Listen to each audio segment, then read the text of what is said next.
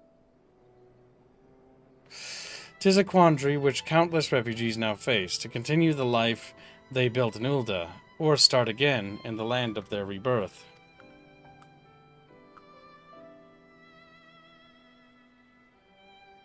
Aerith, a moment.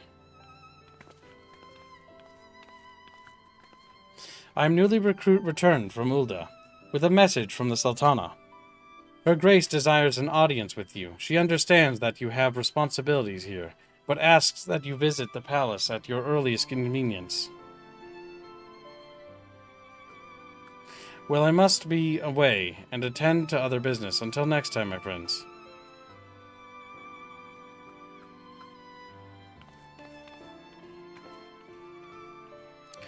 An audience with the Sultana. Depending on the nature of her consultation, this might be the perfect opportunity to inquire the General's future plans. Yes, we'd all like to know about those Alphino, but not everyone's as comfortable interrogating royalty as you. Take no notice of him, Aerith.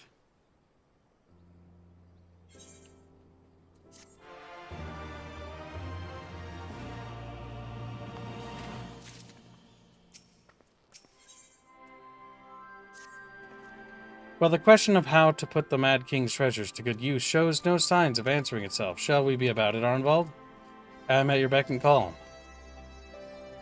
And I should be getting back to my own tasks. I'll organize squad to head down into the ruins, and then start preparing for the big meeting. Oh, send Nanamo my regards, Aerith. And ours too, if you please. We shall see you on your return.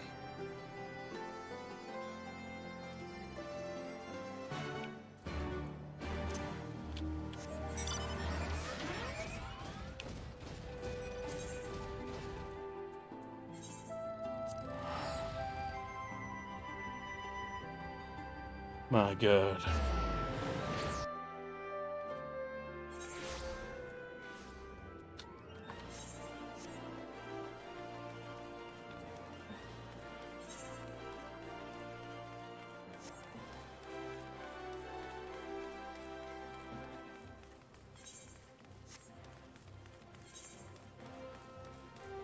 Oh, took him to eat the right crystal. That is faster, indeed.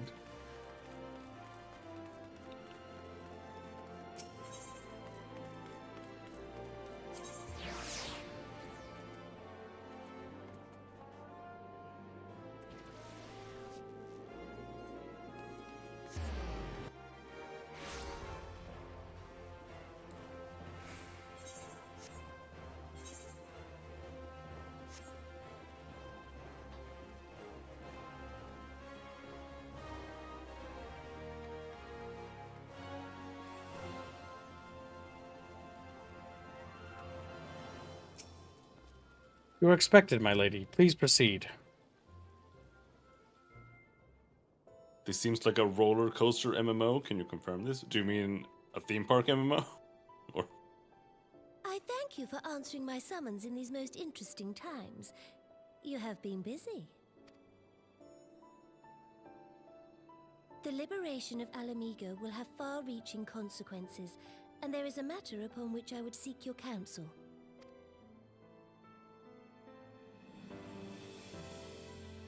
I speak of Rauban and his future. All know the tale of his rise from penniless refugee to member of the Syndicate and General of the Immortal Flames. Yet though he has come to call Ul'dah home, it will never be his homeland. He is a son of Alamigo.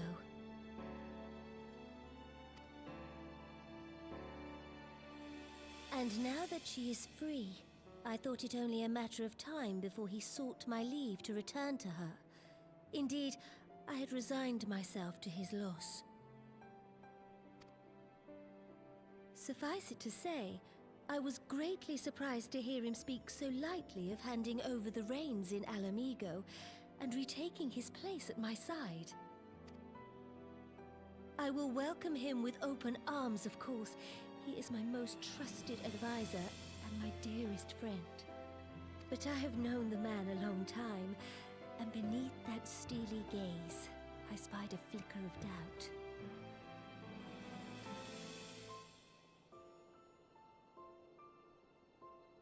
Whether Rauban chooses to remain in Uldar or return to Alamigo, I only wish that he do so with a heart unburdened by guilt or regret. Yet, how can he freely make such a choice, knowing how much I depend on him? It is past time that I learned to discharge my duties as a sultana alone. I must go forth and see my realm with my own eyes, and hear the wind with my own ears.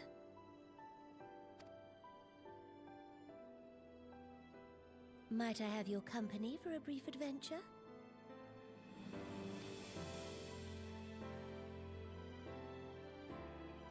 Wonderful. Allow me a moment to change into something a touch less conspicuous, and I will join you outside.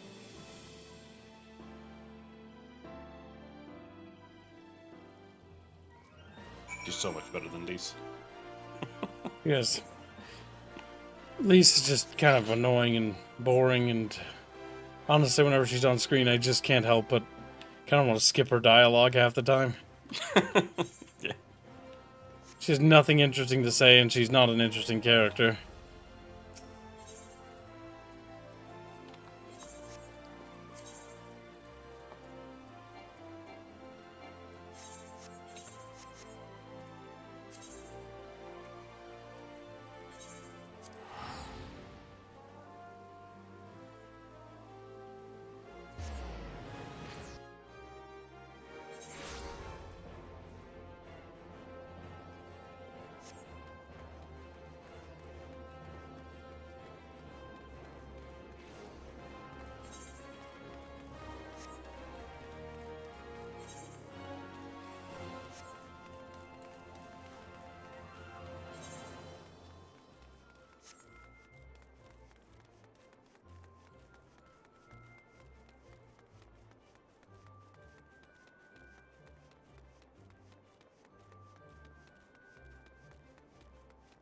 Ay, ay, ay.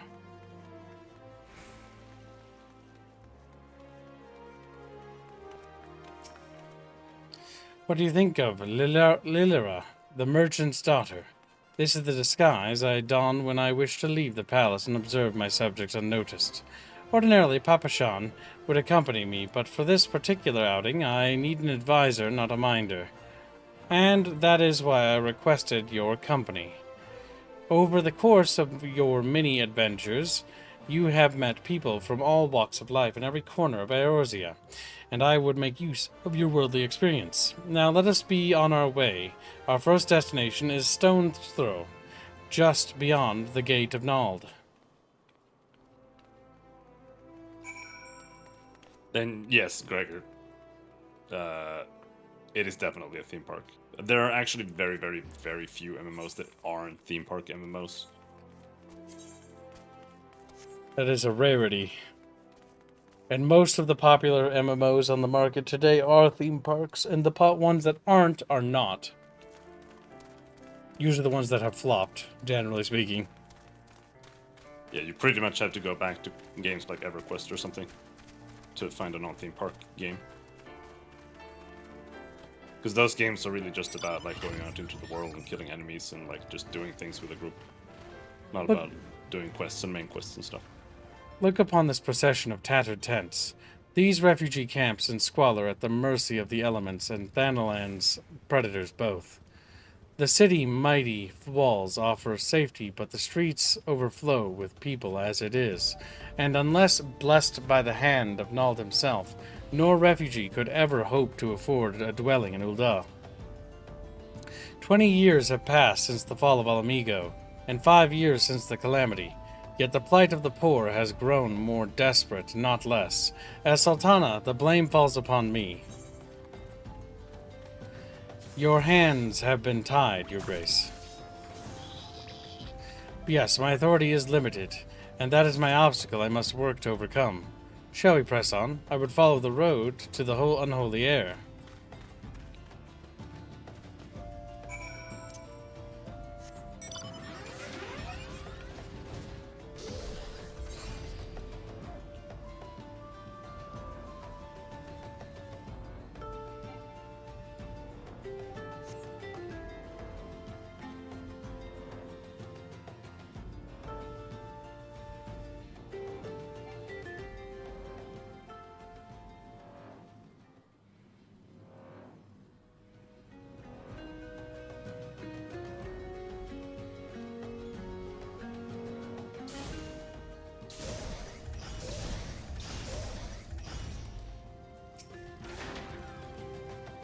It was here, in this wholly unremarkable place, that my mother and father met their doom.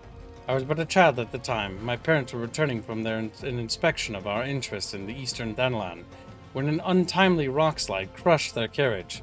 To this day, it's not certain if the incident was a simple misfortune or an expertly planned assassination. Raban once offered to reopen the investigation and bring me the truth he assumed I must surely crave, but I refused. Even if my parents' death were orchestrated by the monetarists, we could only have brought their hirelings to justice. The true villains, those who plotted to put me on the throne as a biddable puppet, were ever beyond our reach. Thus did I plan to strip the merchants of their power and place our nation in the hands of its citizens, quite unaware of the consequences my actions would have for you and yours. I shudder to think how many goodly souls paid the price for my naivety. But I am no longer a child reciting words with witless obedience, and I will not be used as a pawn in the monetarist's damnable games. Forgive me my outburst. You are one of the few people to whom I feel I can speak my mind. Come, let us return to Ulda and visit the Colosseum.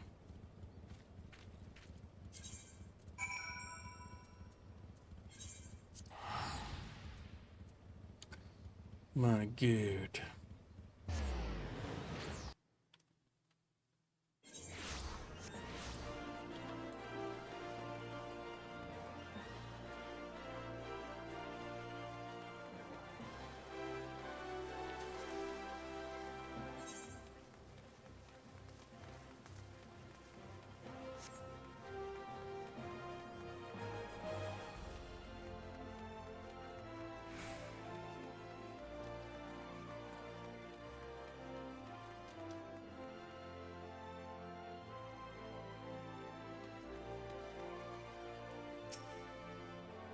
From the moment I became Sultan, I found myself thrust into an endless parade of document signing and ceremonies. For years, I simply signed where I was told to sign and sat where I was told to sit, blissfully oblivious to what any of it meant.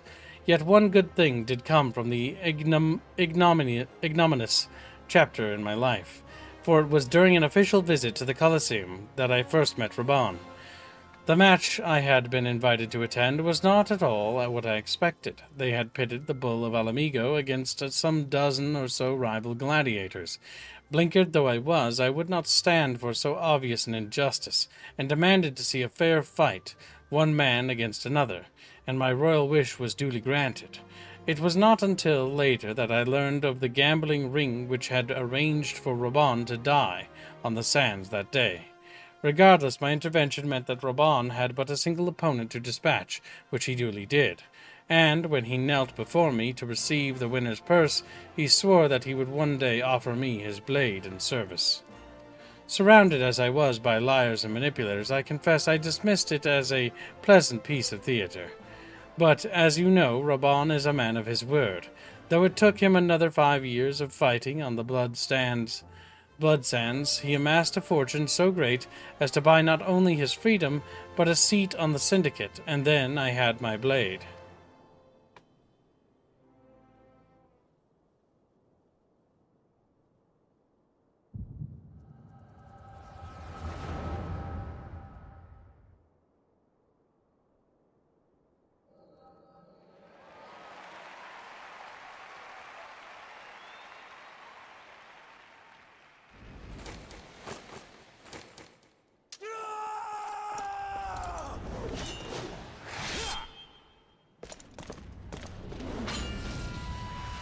There's no sand in here.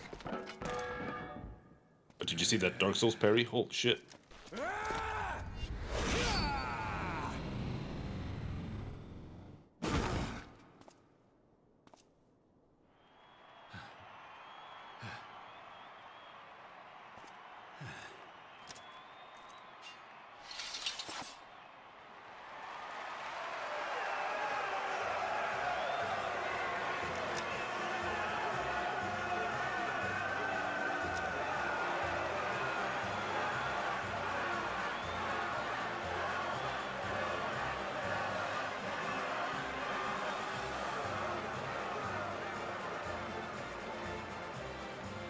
Grace! You mustn't! The danger is too great!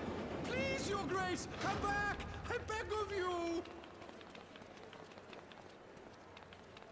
It seems you're the one who needs looking after, Master Sham. Rabon! Your Grace, I have kept the promise made. So you have, and in turn, so too shall I keep mine. With your winnings, you have become one of the 6 most wealthy souls in all Uldar, and so, as tradition dictates, Rauben Aldin, you have earned yourself a seat on the Syndicate. May your new station garner you still greater glories. I am honored, Your Grace, and vow to serve with every fiber of my being from this day till my last.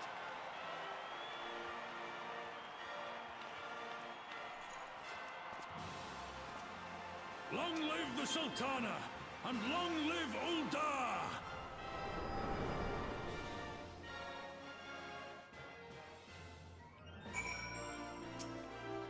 Words cannot express what that man means to me.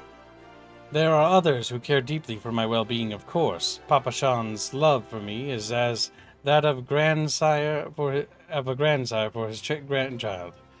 But upon matters of governance, I cannot turn to bodyguards and maidservants for counsel. Raban, with the authority of his syndicate position, was the first sword I could wield. His was the only edge which could cut the strings that bound me.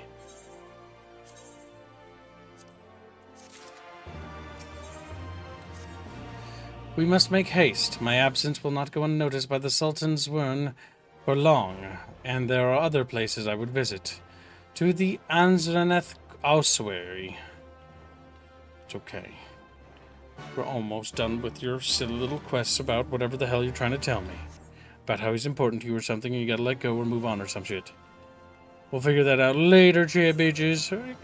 Look at him. This is a little more interesting than the blonde girl. It is. I mean, anything's more interesting than lies. It's like the plot's finally happening. It's just we had to do like hours of pointless shit. When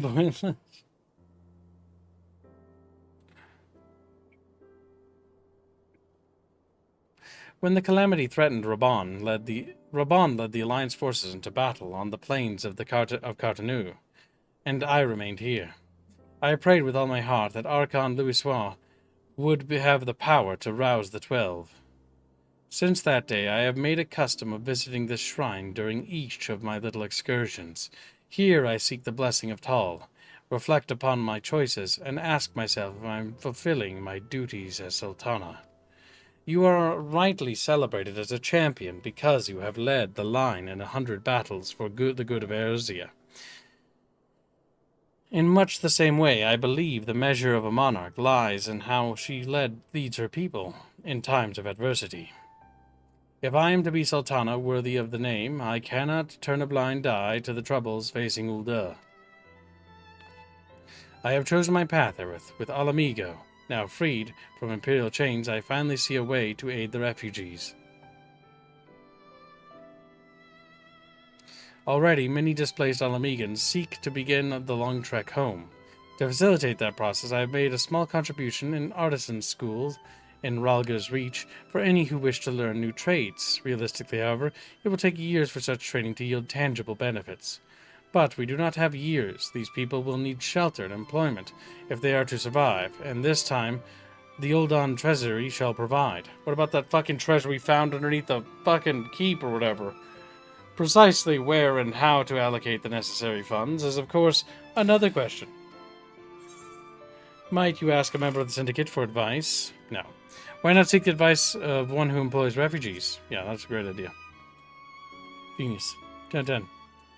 A wise suggestion. Mayhap a visit of the Gold Saucer is in order. A proprietor is a member of the Syndicate, and he is one of the few who pay refugees a fair wage. I wonder, are you acquainted with Godbert Mardeville? Ah, well, he is a most generous man, if something of an eccentric. Let us make our way to the landing, and I will see that word is sent to the Gold Saucer. Godbert should be only too glad to receive us.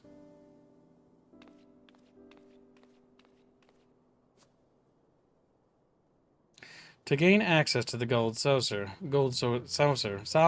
ugh, you must first accept blah blah blah, don't care.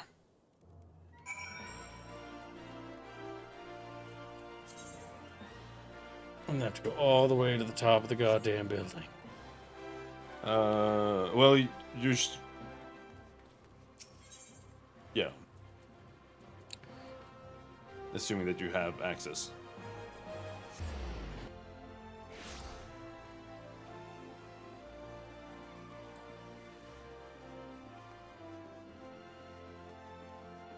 But I guess we'll find out.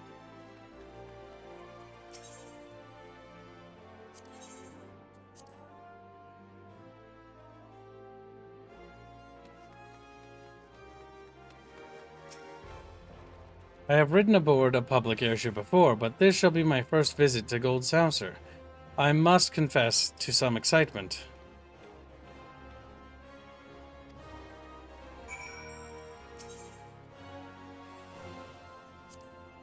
A ticket required for passage to Manderville Gold Saucer. If you do not have one, I am afraid you have to ask to be on your way.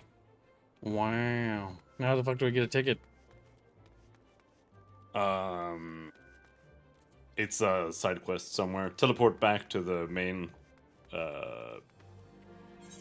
Etherite in Ulda.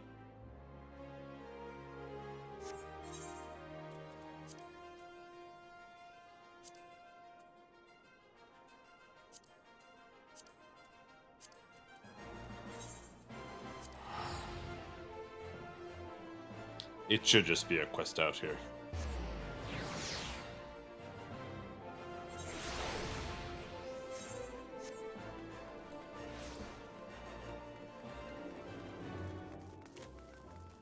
Open the big map. Big map. But hover over the blue ones. What are the they Way of called? the Samurai, It's the not Complete Samurai. Gamer, Piece of Thanalan, It's not that one. Rise of Gentlemen, Corpse Groom, Killer Instinct. What about the one in the bottom left there? No, not that So you want to be a thaumaturge in the name of science? one. No, not that one. No, the one in the middle. So you want to be a It pugilist? might be the gentleman one. In the middle. Up. I don't know. Let me Google it.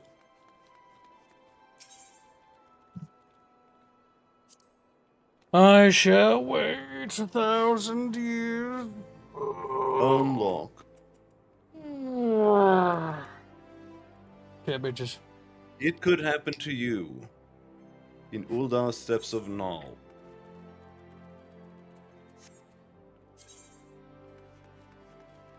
Do you have the quest already? Maybe? It could happen to you. Well, there is. Do be careful with those. Break anything, and I shall be forced to deduct it from your salary. Beg pardon, what is my loyal manservant carrying? Why not so small fortune and prizes ably won by yours truly in the Gold Saucer? You have heard of the Gold Saucer. Nay, ye gads, woman, you might at least try to keep up with the times. It's only the Sultanate's newest and finest place of entertainment. Thrill to the sight, majestic birds roaring down the straits at the chocobo races. Pit your wits against your peers at the triple triad tables.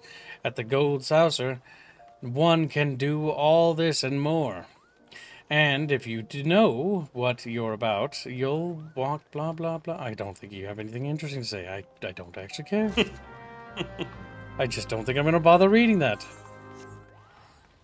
And yeah, I think you just go back to the airship again.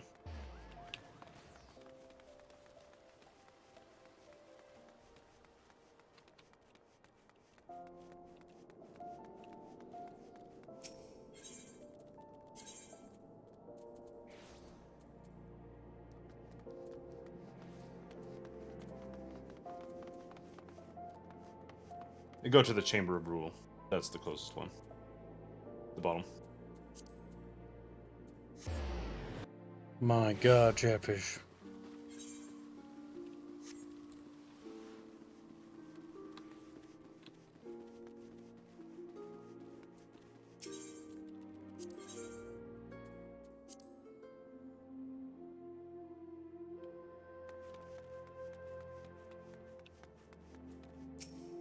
This is a reception.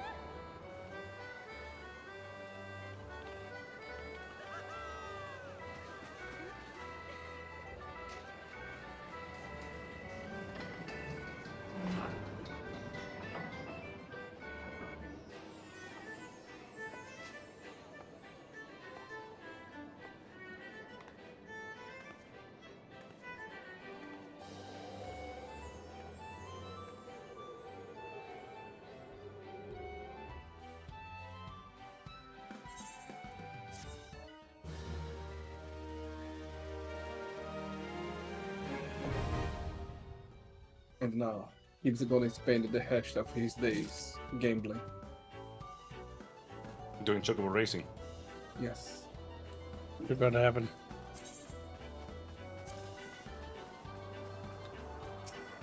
I had heard descriptions of its splendor, yet I never dreamed it would be so bright and inviting. No, it couldn't possibly. We did not come here to fritter away the royal coin. Godbert will be expecting us. Come, let us head directly to the lounge and ignore these gaudy temptations.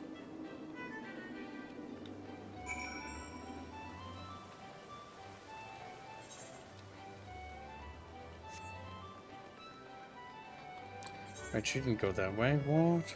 Oh, she did.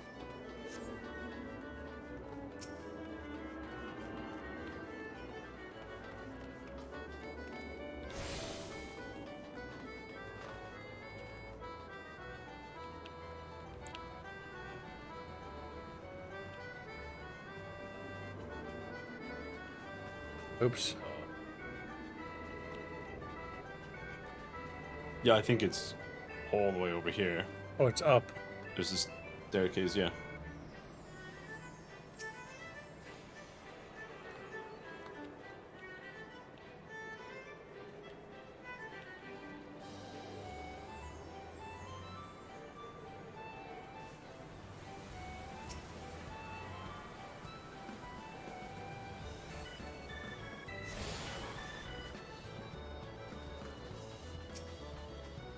I believe this is where we are to meet Lord Manderville. Shall we sit here while we wait? It's coming.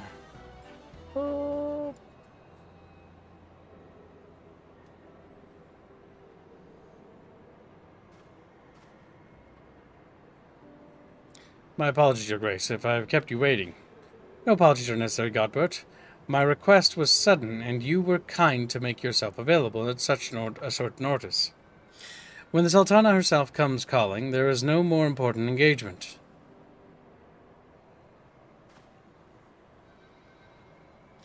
As to the purpose of my visit, I would have your thoughts on how the Crown might best aid the refugees residing in Thanalan. You are aware, I am sure, that many of Alamigo's displaced sons and daughters long to return to their newly liberated homeland, and you are also aware of how they will suffer without shelter and work to sustain them. I would use our nation's wealth to spare them that suffering. What advice have you for me on the matter of how it might best be distributed?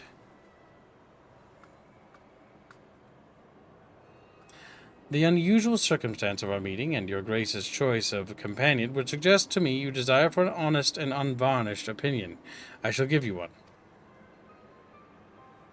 My advice to you is stop. Taxing Ulda's wealth to save Alamegan refugees is a terrible idea.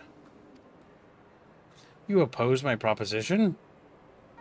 Most empathetically, I agree with your grace that the refugees must have housing and employment, but what profit is there for Ulda in this arrangement?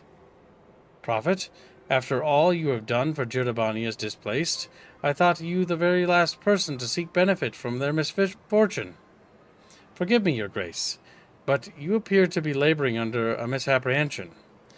It is a fine endeavor to support one's fellow man. I fear, however, that your stance is one born of pity. Your intent is to save the refugees, is it not? You're an idiot. For all our potential, we are indolent creatures by nature. If unconditional charity is all we know, then we begin to rely upon it, to expect it. And then we must consider Ulda's own poor and downtrodden.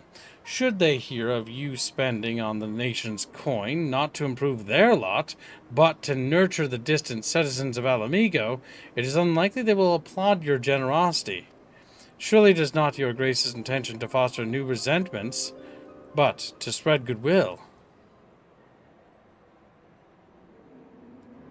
Indeed, then any support I pledge to the refugees must promote self-sufficiency, whilst also serving the interests of the Ulda people.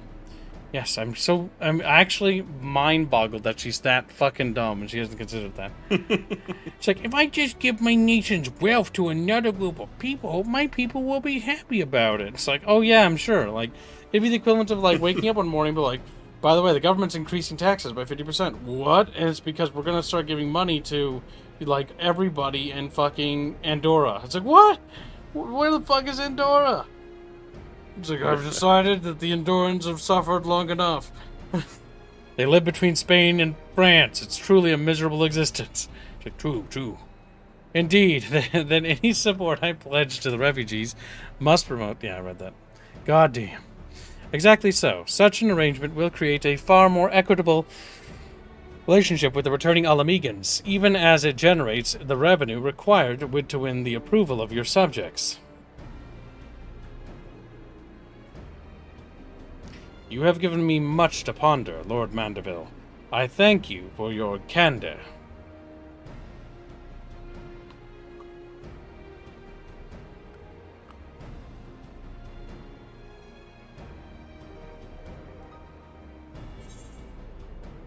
Ulda's whole thing is being like businessmen and merchants, and the Sultana is like completely oblivious to how that functions. It's always impressive every time.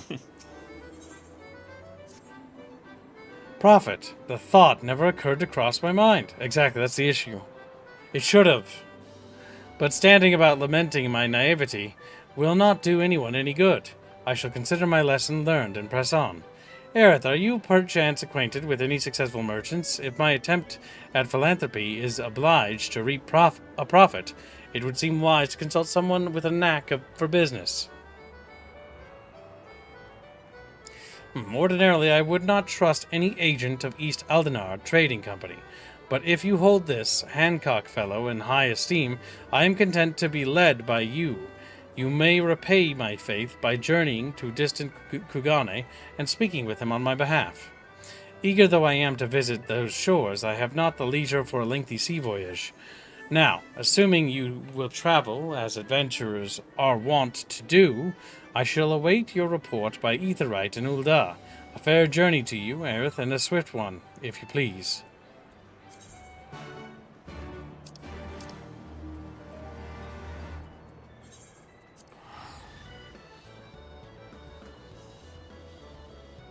This is the next businessman.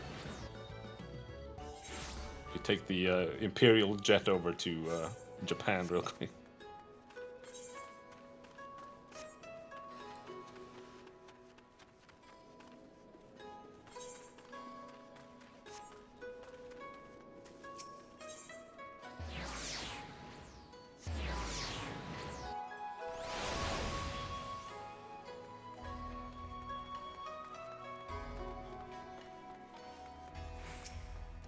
Greetings, Honored Madame. Will you be entering the Ruby Bazaar offices?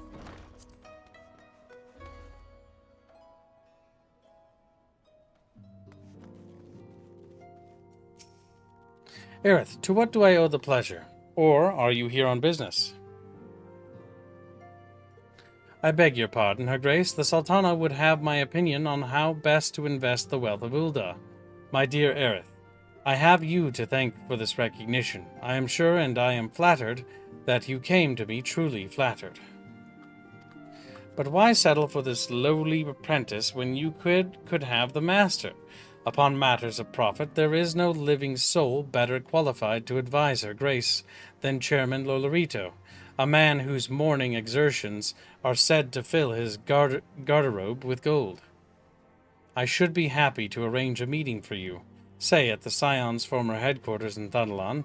The Waking Sands would seem a suitably neutral venue for negotiations, don't you think? Fare you well, Aerith, and may your dealings prove fruitful.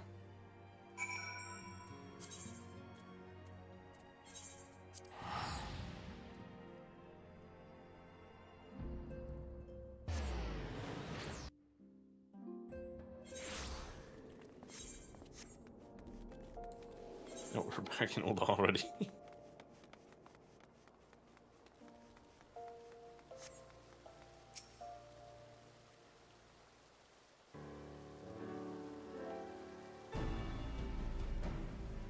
Welcome back, Aerith. Did your merchant friend have any useful advice to share? With Lolorito, and you agreed to this?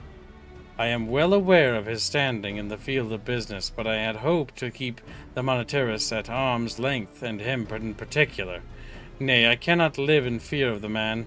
I must learn how to treat with him, if I am to rule Ulda effectively. Very well, I will meet with Lolorito.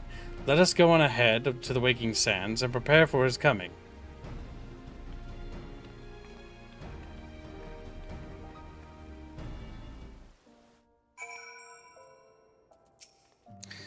So this is where the Scions first congregated. I have heard many tales, but never had the occasion to visit. To work, then. The hour of the meeting draws near, and I would gather my thoughts. Pray see to it that we have the appointed room to ourselves.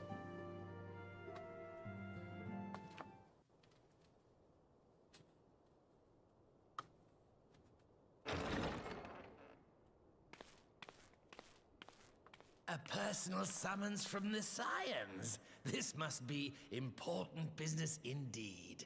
Though, if it concerns anything so underhand as an assassination, I fear I can be of little help.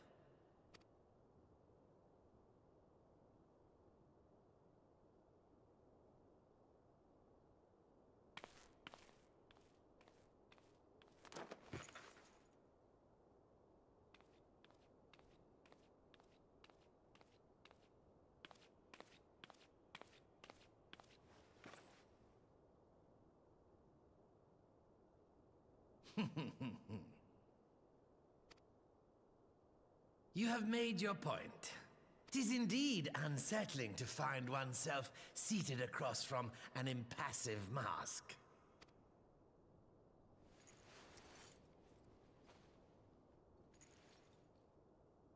There, would this better please your grace? Or should I address you as Lady Lilira?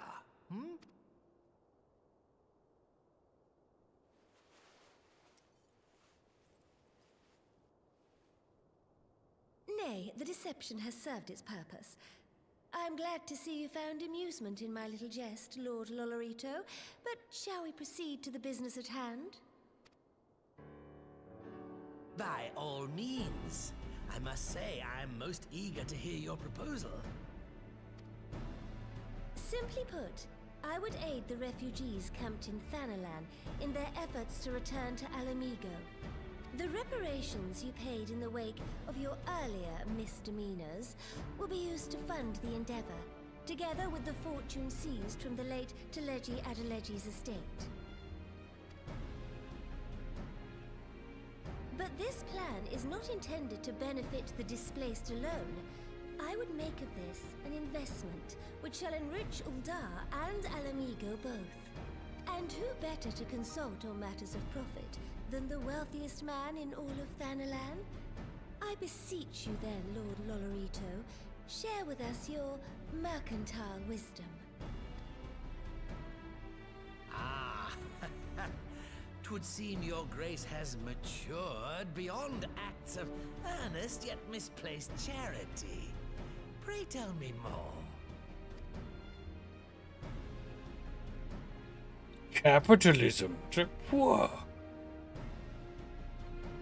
To summarize, in return for facilitating the repatriation of refugees and assisting in the establishment of new industry in Alamigo, you ask that a proportion of all subsequent profits be promised to Ul'dah. My god, Ul'dah is literally just America now. Huh, I am impressed, your grace. 'Tis an elegant solution, albeit one lacking certain crucial details, specifically which industry and where. How swiftly you identified the weakness in my plan, just as I knew you would. Your travels have taken you across the length and breadth of Gir Abania, and you know the land far better than I. Which of the settlements you visited would best provide a home for our refugees? Which has the greatest potential to flourish, given the appropriate investment?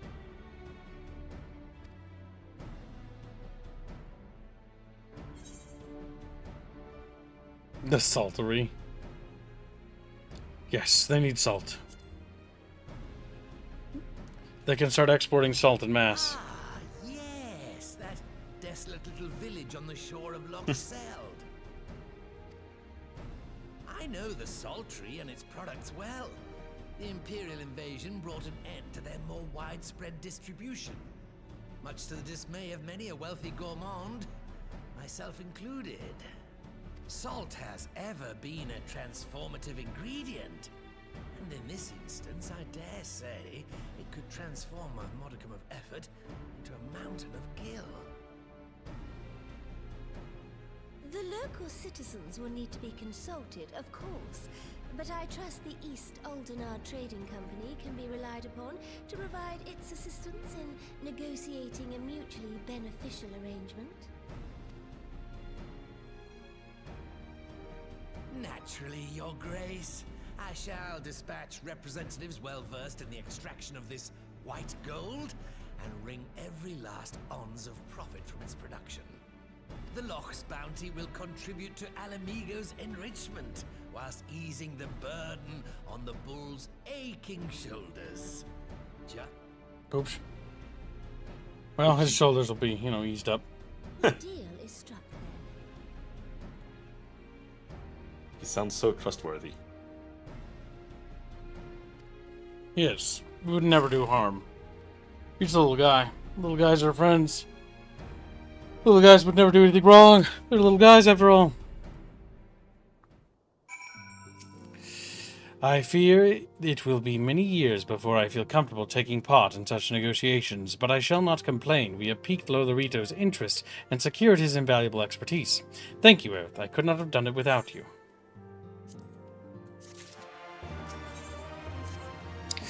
Of course, as decided, I shall return to the palace and have my ministers begin work on implementing the particulars of the plan. If I could prevail upon you one more time, Aerith, I would ask that you convey the details of our negotiation to Commander Hext on your return to Alamigo. My thanks again. Together we have laid the groundwork for an endeavor which promises to benefit the peoples of Alamigo and Ul'dah both. Blech.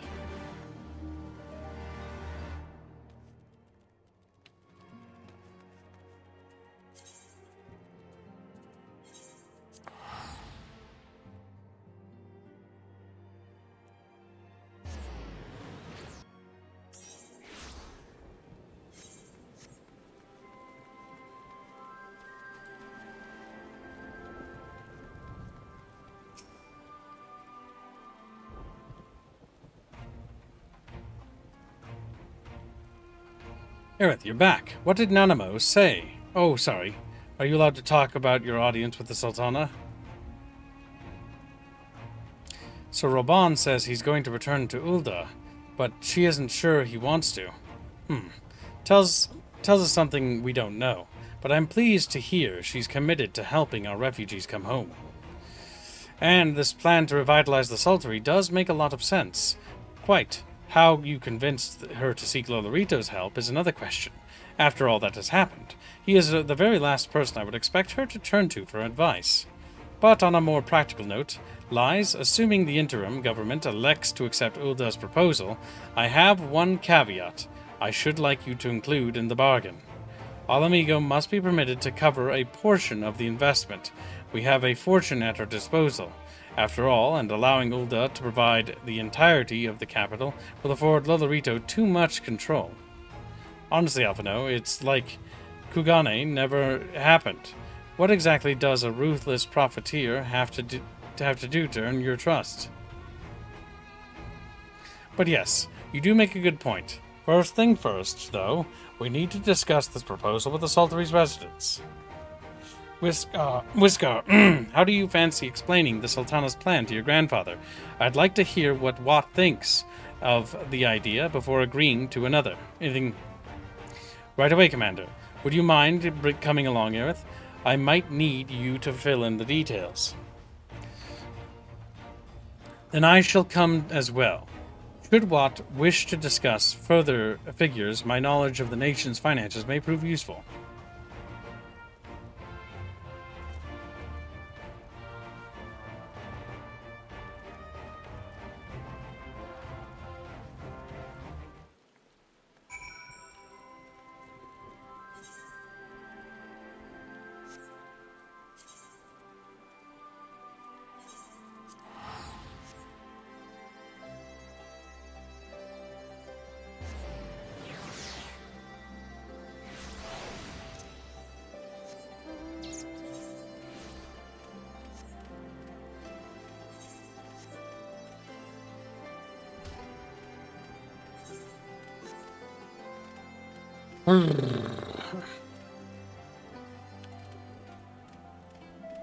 The Chatfish are chubby.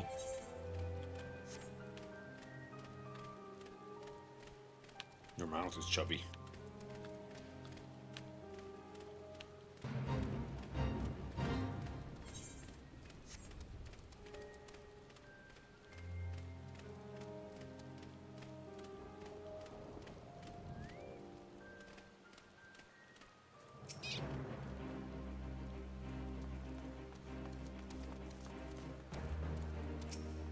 What manner of mischief brings you young'uns to Old Watt this time, eh? They want to rebuild the Saltery. Granddad, Eric, tell him about the deal. Well, bugger me. We've never had the coin or hands to put the place back to how it was, but it sounds like that's about to change. There's just one small wrinkle in your plan. It doesn't account for all the nasties queuing up to eat anyone who goes near the shore. The king used to send soldiers to cull the buggers, but the Imperials weren't about to help the likes of us. Don't worry, Granddad, we'll take care of all that. Commander Hext has been talking about starting up regular patrols, and I'm sure she'd assign me to the lock if asked. I'd appreciate that, Whiskar, my lad. Truly, I would. So, does this mean you've gotten better with that blade of yours? I've been training, but mostly to kill Imperials. You've some experience hunting monsters, don't you, Aerith? Think you could cast an eye over the local beasties and teach me how to deal with them? Let's not waste time then. I'll see you on the boat by lock.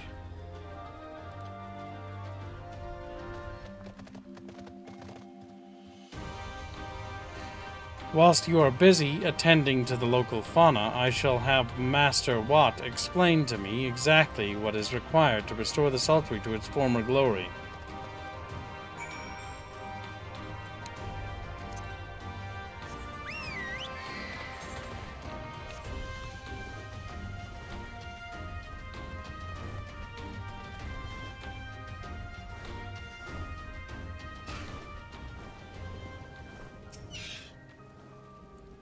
Right then, Aerith. I've got a spyglass here you can use to take a closer look at these pests. Once you've got their measure, you can tell me what to do, and we'll see how we'll get along.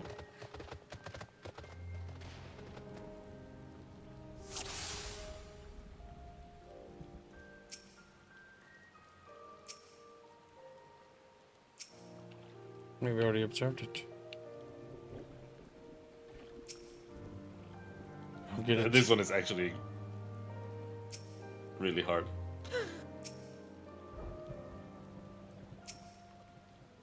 Random being a member for 32 months and say, Lolorito is a snake, but as long as he benefits from the deal, he will walk over a mountain of corpses to make it our walk.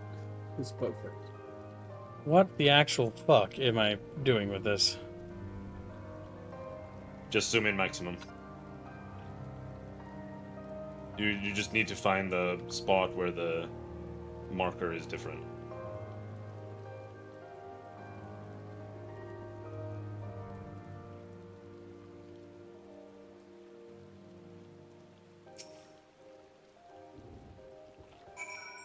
And thank you very much, Red Dot Zebra.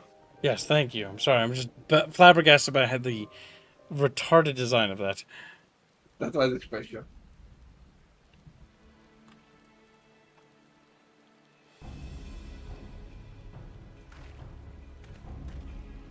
Oh, fuck. I thought it was just pointless text.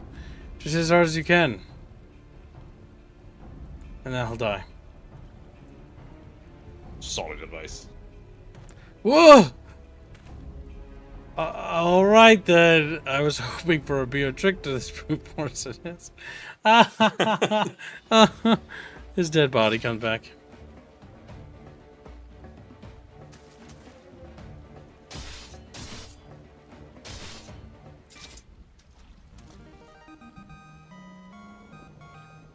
He did it. See? It works. Look at Whisker. I made his life miserable, as Kib should.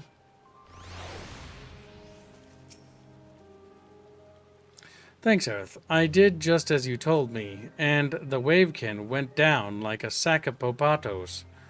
Let's find something else.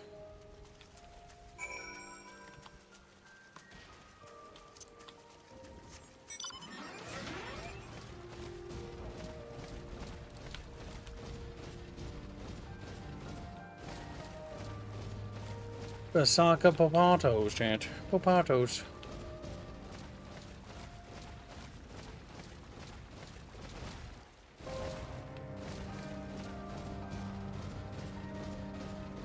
Oh my god. I think I can handle the yabbies now, so should we try something different? What else is out there?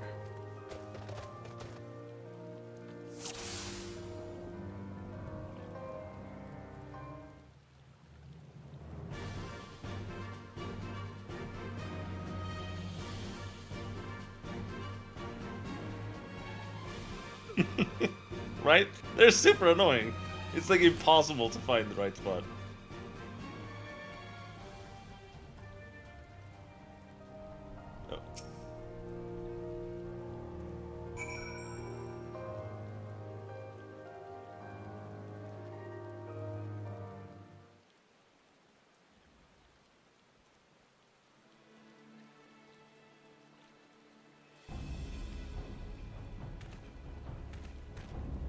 Oh. Bad. How do I defeat one of those? Just hit it really, really hard, as you can.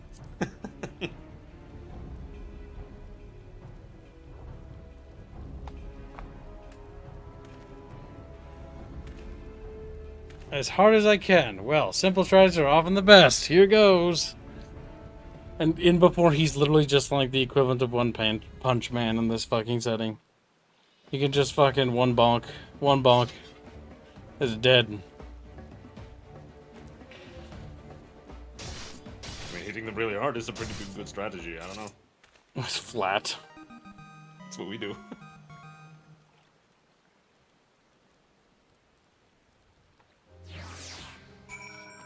Can teach them about the AoE circles, maybe. It's not easy fighting the Liberator of Alamigo with the Liberator of Alamigo watching your every move, but I got the job done. Thanks for the advice, Aerith. I feel a lot better prepared for my patrols now. Any road, we should head back to the Saltery before Granddad starts to worry. I've been snipped into pieces and fed to Yabby's hatchling.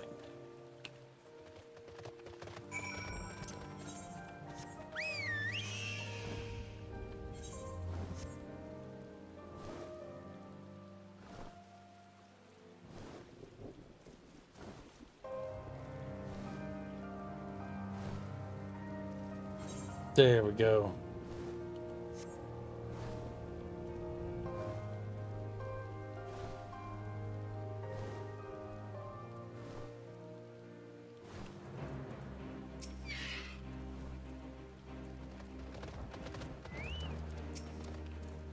I see you've returned in one piece. Dealt with those beasties then, did you? Aye, fought them myself after a bit of instruction from Aerith here. Like, once I've shared what I've learned with the others, we should have no trouble keeping the shoreline clear. Good lad. A fine young man you've become, Whisker. A fine young man indeed. Too often, of late, I hear tales of folk over in the city, drunk on victory and hungry for revenge, their heads stuck firmly in the past. But we need to set our sights on the future, on things which will improve our lot. Things like getting the Saltery ready to welcome our long-lost countrymen.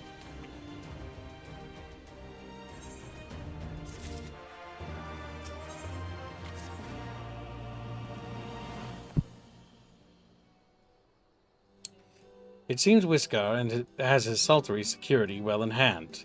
I, meanwhile, have discussed the next steps with Master Watt, and completed my inspection of the site. With a little work, the vacant building here could be made into the very presentable dwellings.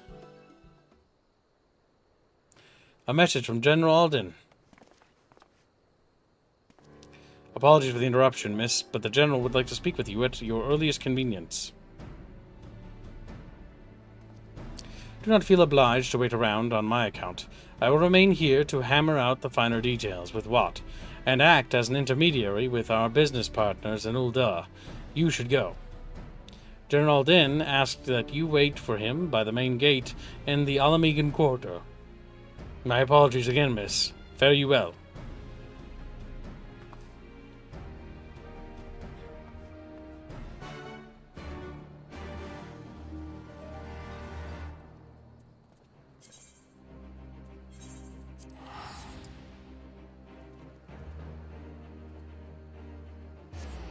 Little Chatfish means.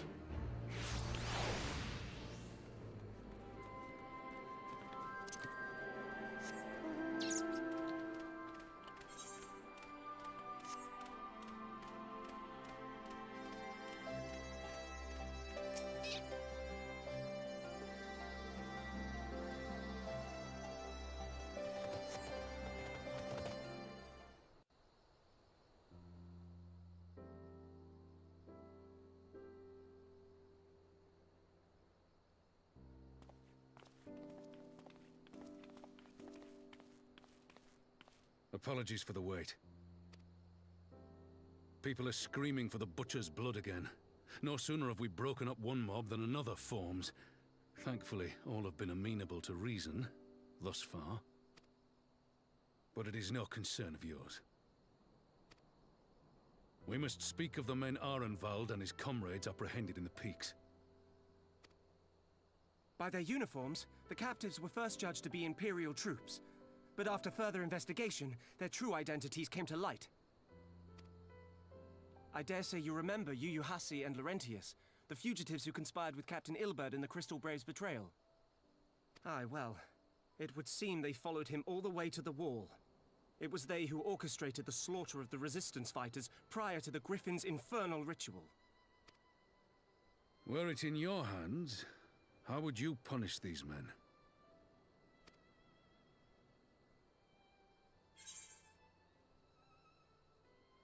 Their lives would be forfeit.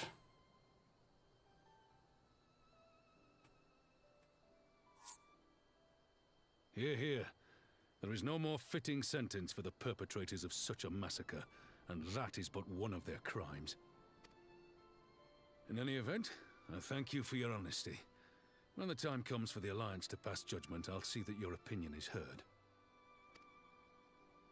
Well, that concludes our business here. But there is more I would say. Walk with me.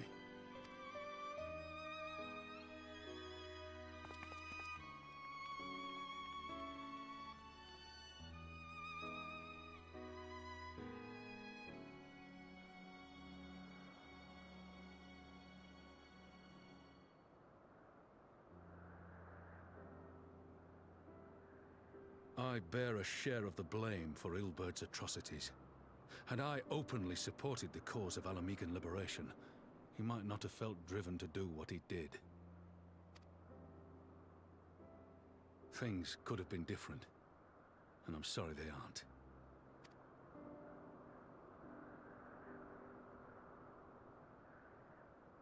But even after all that has happened, my homeland is free. With the Scions and the Alliance at their side, my countrymen have reclaimed what many thought lost forever. Under her new leadership, I have every confidence that Alamigo will emerge from the shadow of the Empire and rise once more to greatness. Which means my work here is done. Soon I will return to Uldar and take my place at the Sultana's side. Father... I'll not deny there's a part of me that wants to stay. The same part that contemplated renouncing my rank and joining you as a wandering sellsword.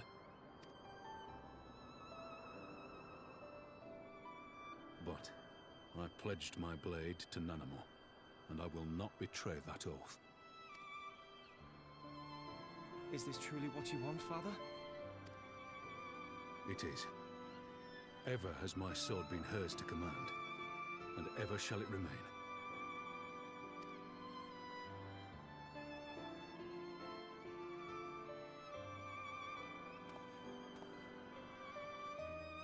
Thank you for lending an ear.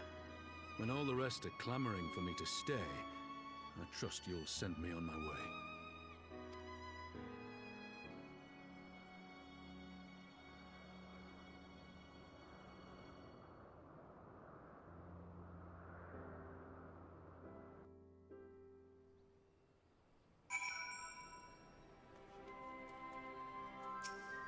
That took longer than I intended, but at least you know where I stand. Now, that's settled. Arnvald, what's news? What news? We may have a problem, sir. A group of Ananta has arrived at the main gates, and I don't mean the Vira. These are Quailania, the ones who summoned the Primal. They're insisting they be allowed to attend the council. Lies is trying to reason with them, but she may need help. An invitation was extended to all the natives and beast tribes, but we assumed the Quailana would refuse out of hand. We had best go and see for ourselves. Pippin, take command of our forces and be ready for battle. Aerith, you've dealt with these Quailana before. I'd have you at my side.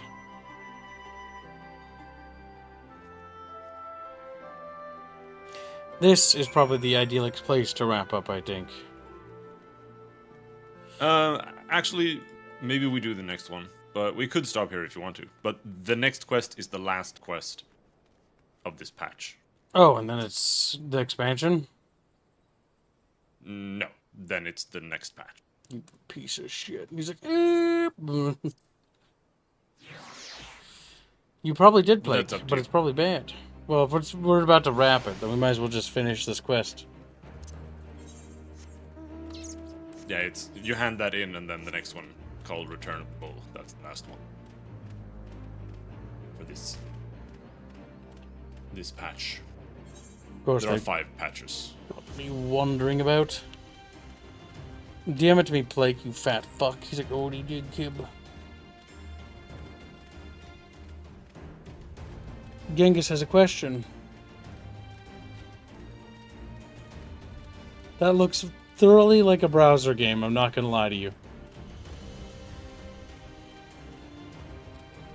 I opened it, saw what it looked like a browser game that I expect to see on like New Games or Addicting Games or fucking Newgrounds or whatever, and just closed it. It's like a Flash game from the old days. It's not a like the only reason why I played those Flash games in school wasn't because they were good. It was because there was nothing better to do. It's not something I have nostalgia for or any favoritism for. I'm glad to leave them in the dust where they belong, in my opinion. To be forgotten. An era that was honestly... Yeah, no, like, I have no inspiration from any of them. Like, has any of them ever inspired me for, like, the things I want to do in our game? And I thought about it for a second, and I was like, no, not in the slightest. Only if you had flying. Those games are frustrating because they're not so much tactics as they're just puzzle games. And when the game becomes clearly a puzzle game, it loses all sense of immersion. There's a World War I and World War II game based on that. Think of the nation. He says, does Robin have a Yinglet avatar, Yinglet mode? Sour, clams, beanlet, Aerith needs more booba. How hard is it to install cosmetic mods in Final Fantasy XIV? I do have a Yinglet avatar. I think? Yeah, I do. Yeah, he does. Bino's missing one. And Indio has one. But this stream is getting close to ending, in case you were thinking about doing anything like that. So I don't want you to waste your money, if that was something you were intending to do. You're not going to get your money's worth, Genghis. Not today, at least. You only get a fraction of it. And I don't want you wasting money on something that you're not going to get your value for.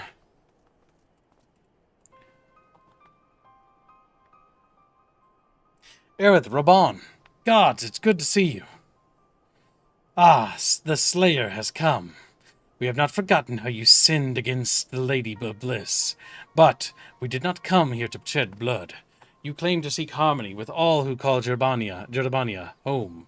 If this is truly your wish, you will come welcome us, envoys of the Ananta. It is our wish that you are welcome, but we cannot condone the summoning of primals.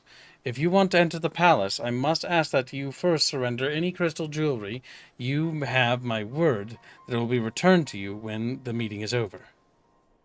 We will do as you ask, but you will not have our weapons. We are not so foolish to place ourselves entirely at the mercy of our tormentors. I reckon that's the closest we're going to get to a compromise, and we will have people standing guard. Aye, let them keep their swords.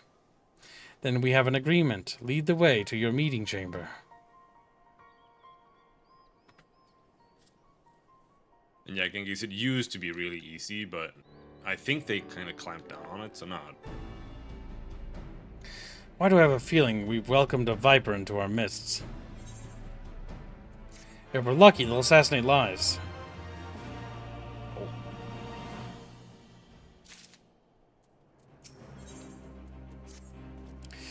This Quelana's eldest intentions seem at odds with all we know of her tribe. What think you, Aerith? Black Knight, $54. Very generous, says, hope you're having a good Sunday, Kibs. Gears E-Day. You're $6 from being a bucket fish, unless you've already contributed to it. Good job. And thank you for the generous donation. The enthralled cannot be trusted. Mayhap even the enthralled can learn to compromise. I don't actually believe that, but I'll say that'd be nice. You believe an understanding can be reached. 'Tis not entirely unheard of, I suppose. Those who followed Saint Shiva eventually sought reconciliation with Ishgard. Whatever the truth, I will take no chances. The guards must be strengthened, ideally with people who know a thing or two about primals. Can we rely on the Scions? I'll round up our comrades and send them to Alamegan Quarter. You can go ahead if you like, Aerith. My thanks. I will see you in the palace. And that settles the weekly, doesn't it? That does. Now the stretch goal. If Chatfish want it, it's optional. $300 over the weekly will enshrine Chumpa's profile with a Chumpug avatar for the overlay. So Chatfish want to turn him into a pug, they can reach that goal. He'll be the pug on the kid's desk. You said Return of the Bull, accept that as well? Yeah. That's the last one.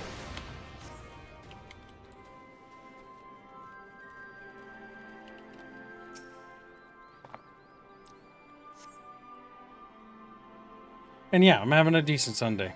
I'm a little hungry because I don't have any food at the moment. But I will say, if you don't have like that much time for this one is probably long. The other quests are, just so you're aware. Over there about reinforcements. No, we should finish it. Arnvald told me of the arrival of our unexpected guests, and I agreed that it would be prudent to call upon Y'shtola and Thancred as well. One can never be too careful when dealing with the enthralled. I am not familiar with the Quelana tribe myself, but Eliasay's report suggested that they shunned contact with the other races, despised and, in fact, even compared to the other Ananata. Indeed, this apparent reversal in attitude is most curious. No one expected a response to our invitation, much less an envoy, and I imagine Lies was forced to make some rather hasty arrangements in order to accommodate them. Speaking of which, how should we deploy ourselves? If the meeting is to be held in the throne, it would seem wise to have eyes both inside and outside the palace. Ishola and I can stand guard without that leaves the three of you to keep watch over the proceedings in the throne room itself. Ugh. Understood. We should join General Aldin inside then. Aerith, do you know of the rear entrance to the palace? It's on the eastern edge of the city, at the top of the stairs. The guard there should have been instructed to let us pass.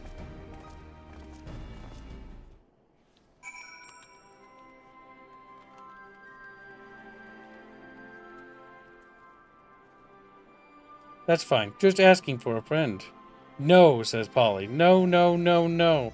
I like that Kibbs has an account. What is he talking about? He's not asking for anything that's going to break our account. It's a chum pug on the avatar. It's just a dog. No, it's because he was talking about... Oh, what'd he do? Maybe cosmetic mods for FF14. Oh, no. We're not going to be running any cosmetics.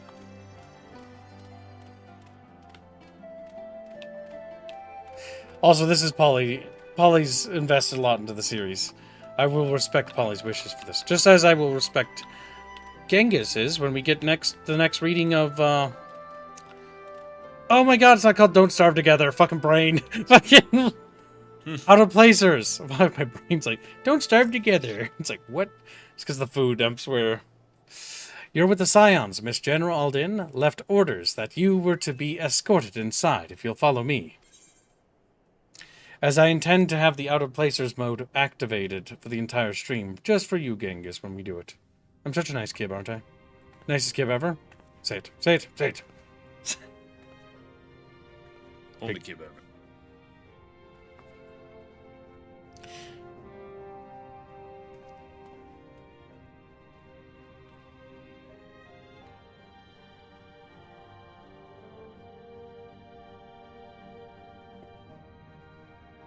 Thank you all for coming. I am Lise Hext, and I speak for the Resistance.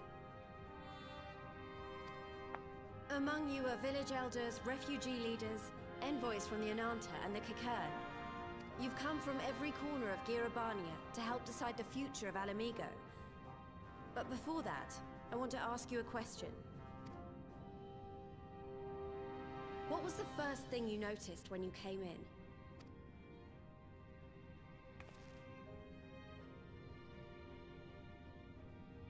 For me, it was that empty throne.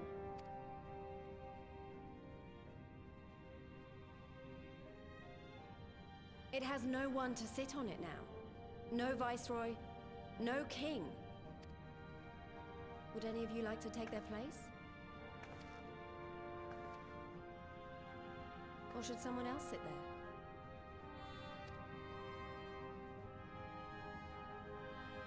Then let's sit here in a circle, as equals, and I hope, as friends.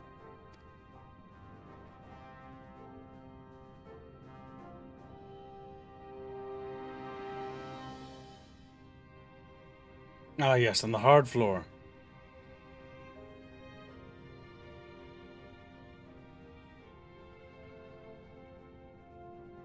Expertly done. Lise has removed monarchy as a choice early in the game and positioned them to consider a joint government. All things considered, I would say events have got off to a fine start.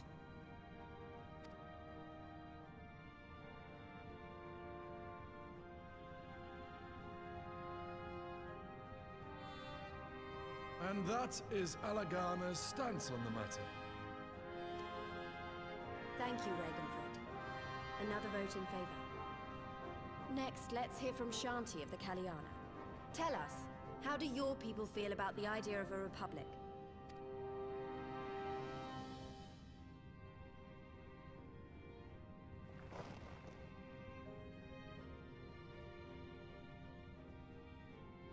The Ananta wish only that those who dwell within Gir Abania devote themselves to our faith. You shall all worship Sri Lakshmi! Oh my god, the thing they did, we knew they were gonna do, they did. Those people who are literally brainwashed by a demon.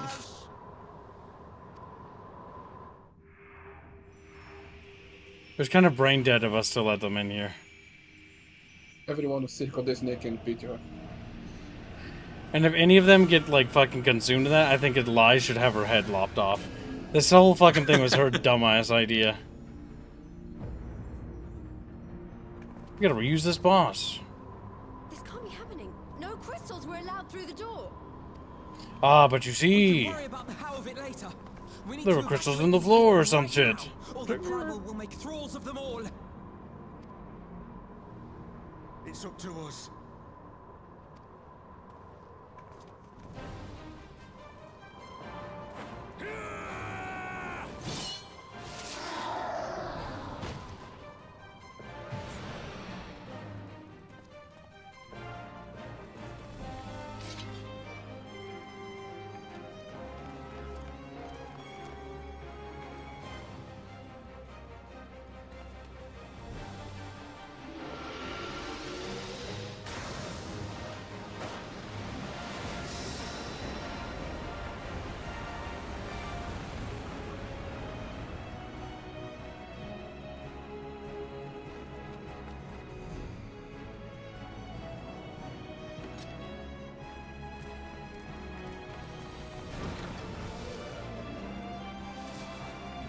Gods damn it! The guards were already turned! Fools!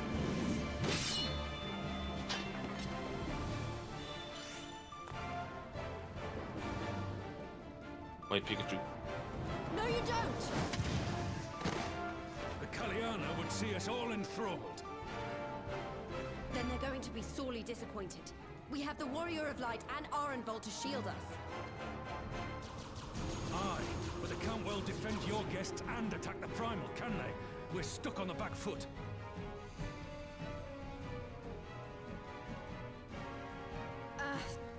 Alright, I think I have an idea. Keep these people safe, General. I'll be back as soon as I can.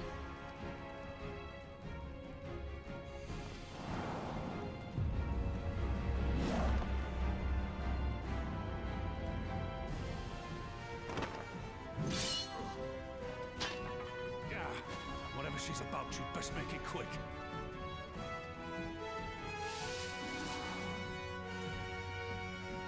Come then.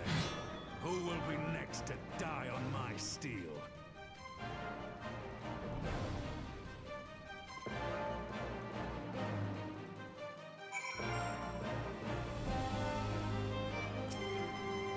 How do we fight her without leaving our allies wide open? We can't stay on the back foot forever. No, damn it. I think we need that we've already lost. I have a Warrior of Light at my side. We could do this. Isn't that right, Eric?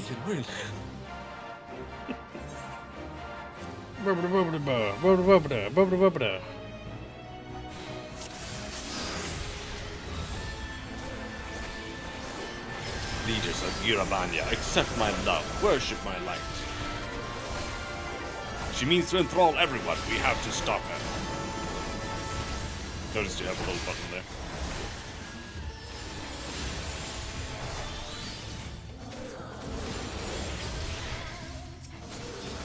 They've done a fine job of blocking our retreat. We must break through. Forget the primal and focus on the foe before them.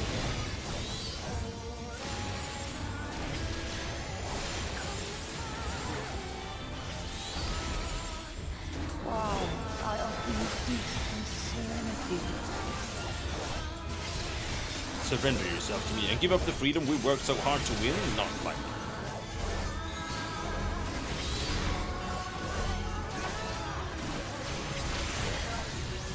Oh no, the silly music again.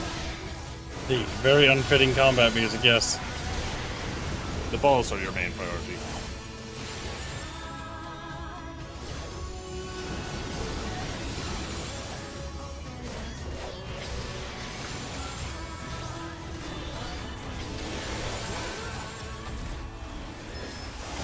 Do not your mortal bodies tire? Far better to dwell in dream. We'll keep our eyes open, thanks very much.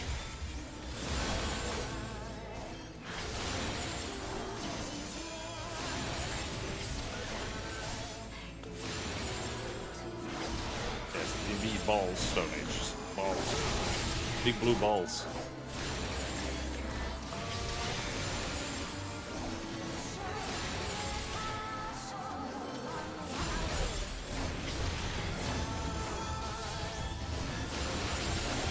I shall free you from your hate.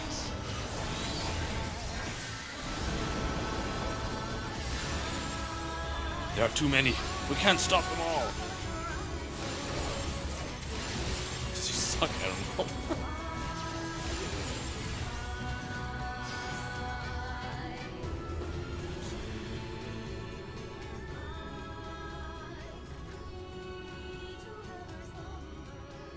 Damn it all!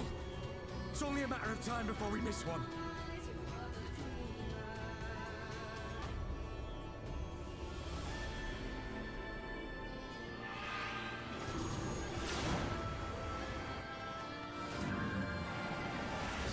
How the fuck did you get out of prison? Ah, she let you out.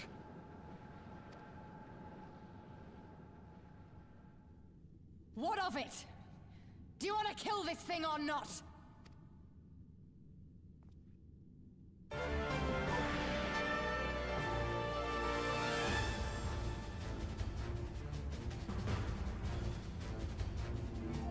Defeat Lakshmi! Why? Why do you deny my blessing?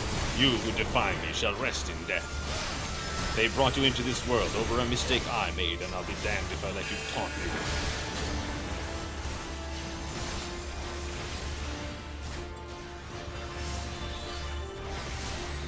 Damn, they're so good at the tactics. Just spreading out like that. It's so funny to watch the NPCs in the story. They're just gaming! Medici, stay on your guard. I'll cut us a path. Stand ready. Oh, his limit break me. You cannot flee my radiance. You will all be my dreamer.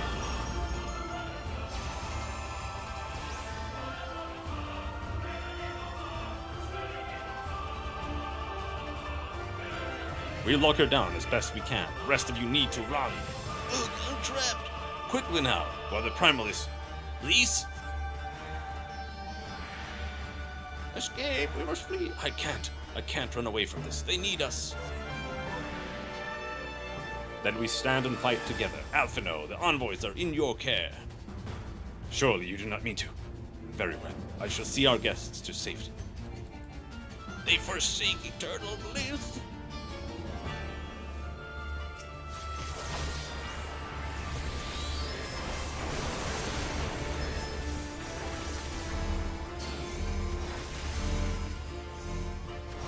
All of you, to me!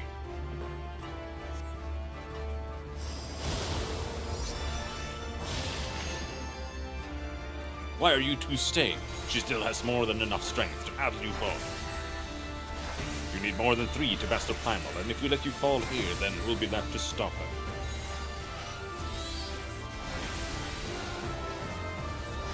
Pitiful, misguided children, lay down your weapons, lay down your heads. Wow, I can't move! She's going after Lise and Roban.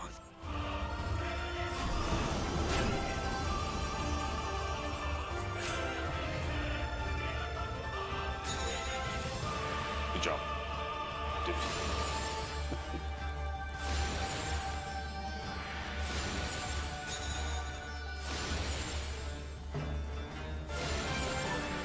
Oh no!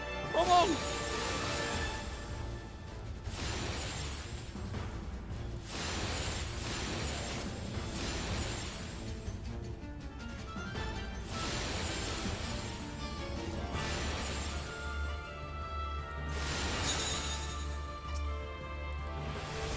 My thanks, Eric.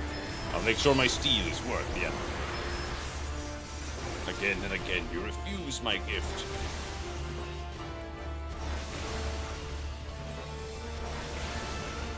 Do not your souls weigh heavy? She's building up to something big. Come close to me, all of you.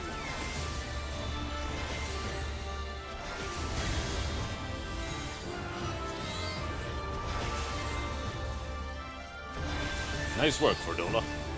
Are you alright, though? This... gasp! This is nothing! Ugh, this is one thing after another. We have to fight as one.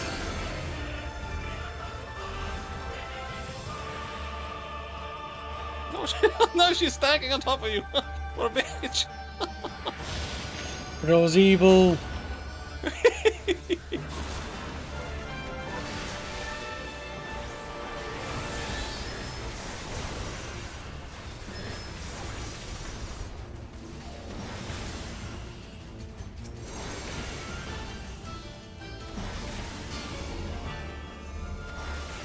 Why do you cling to your misery? She's starting to weaken. Don't give up. Behold my divine brilliance. What in the... Her power is out of control. I'll shield us, but you'll have to finish her off. Dola's ether is going down. Now, while Fordola is taking the brunt of it. I'll not lose to the likes of this. Quickly! I can't hold her off forever.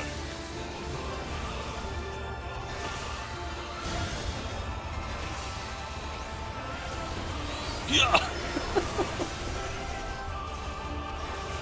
Gasp! Pant! Kill her! Gasp! You need to kill her now! Here it comes! Hold on, Fordola. We end this now. For El Amigo!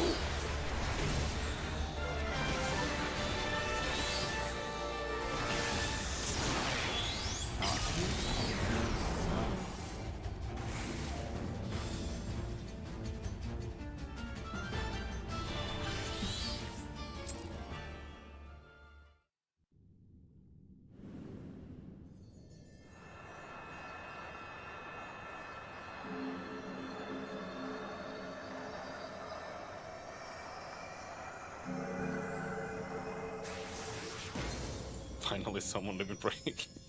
That's true.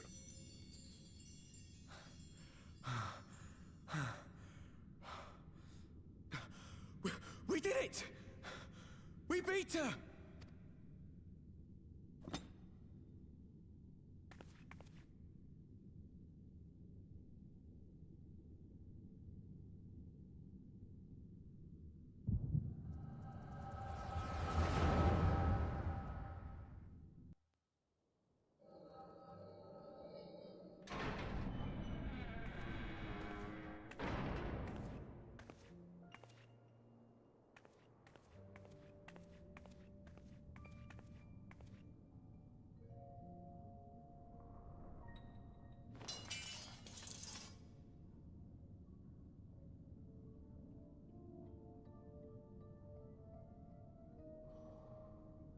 What is this? I'm only gonna say this once. The Ananta just summoned their primal in the throne room. My friends are fighting her, but they need help. They need someone with the Echo, and by the gods, I wish I had it, but I don't.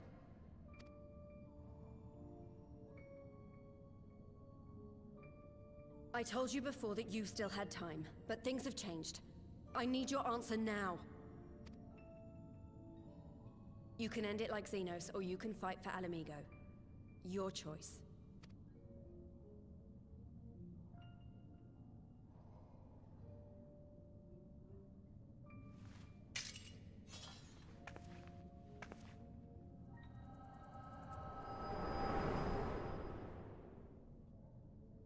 You didn't really need to show that game. That was already insinuated that happened.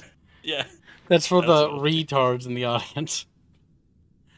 What happened? Where's she here?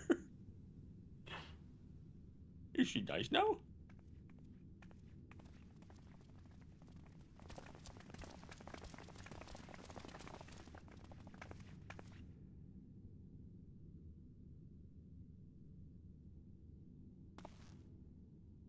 Seven hells. It's her, the butcher.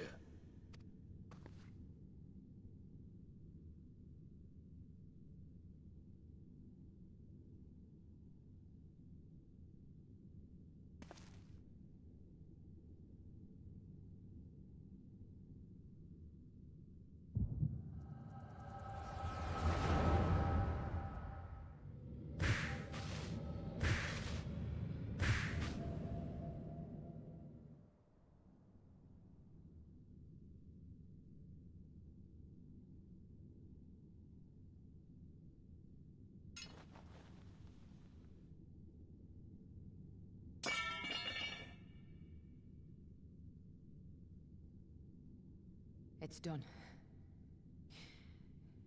Take me back to my cell.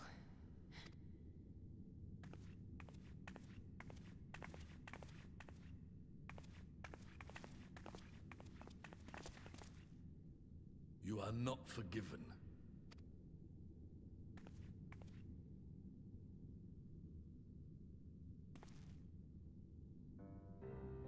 Not you. You I will never forgive.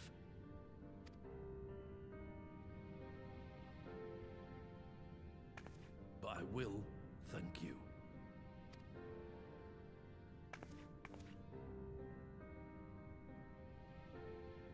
For standing against a primal and saving us from servitude.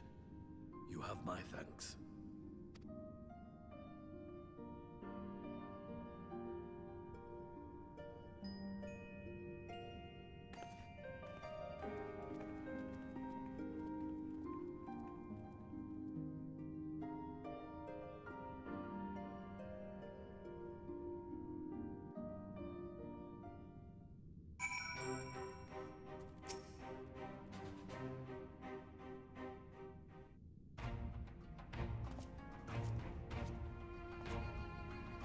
Well fought, Aerith Arnvald. That was a near thing.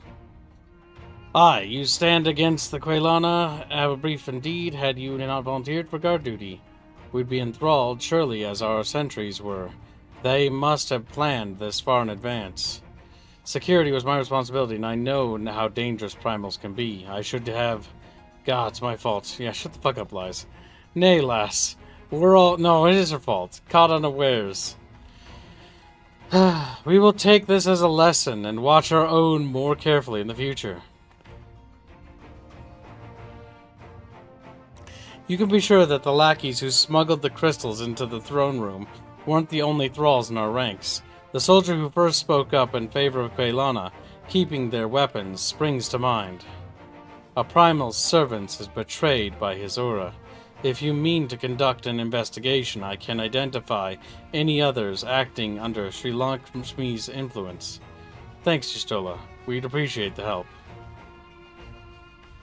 Speaking of help, I almost fell over when Fordola turned up. What was she even doing here? I asked her to come.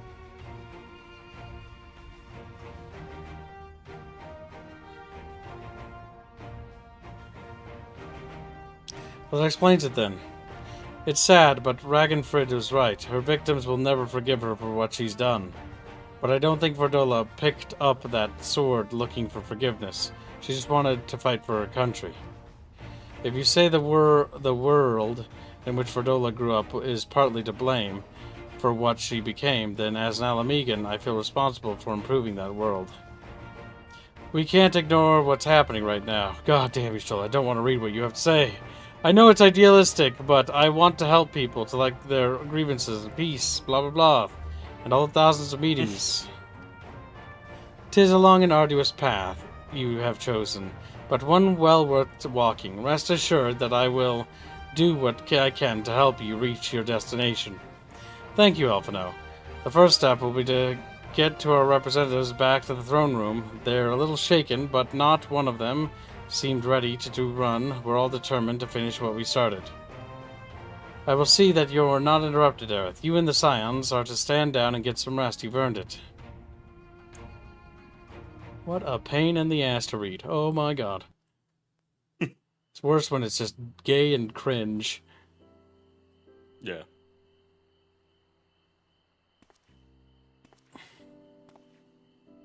But lucky for you, I think all this is voiced. A fine spot to contemplate the heavens. This is fine. It's just Fordola and Lies are just annoying characters. The meeting is over. The envoys have chosen to instate a government model on Ishgard's House of Commons, a ruling body of representatives elected by the people.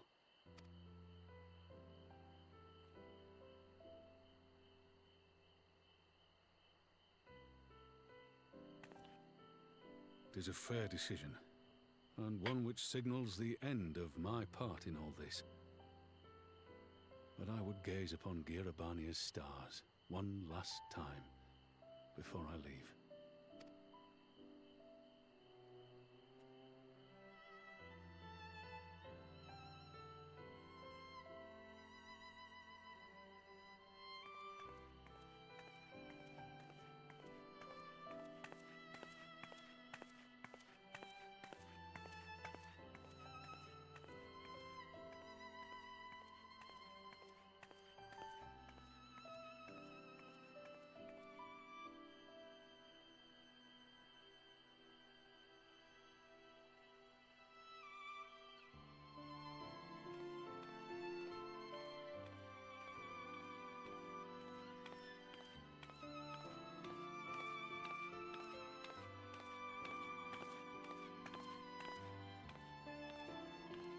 Forget something?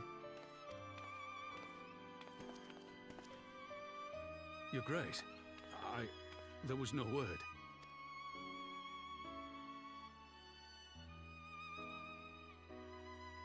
Raubon Aldin, you are hereby dismissed as General of the Immortal Flames and relieved of your seat on the Syndicate. But, Your Grace... Raubon, I am no longer a child. Stay here in your homeland.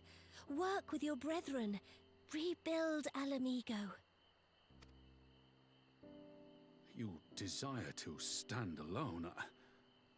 I understand, but remember what happened. I remember full well the consequences of my naivety, and thus did I consult at length with a most trusted advisor ere I embarked upon this course. A most trusted advisor? And what of me? Am I no longer deserving of your confidence? What trust can there be between us when you withhold the truth from me? Woman moment. Did you think me oblivious to the anguish in your eyes when you spoke of returning to Uldar?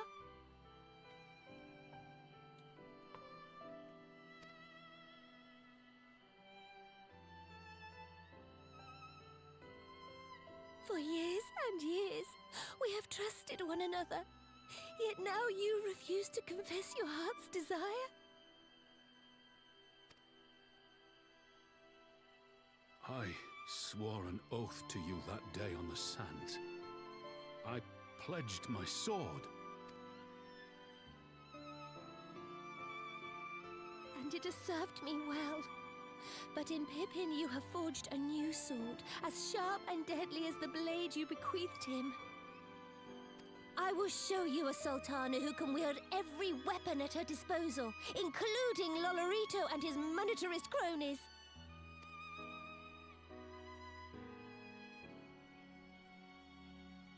So follow your heart, please. You are home. You are free.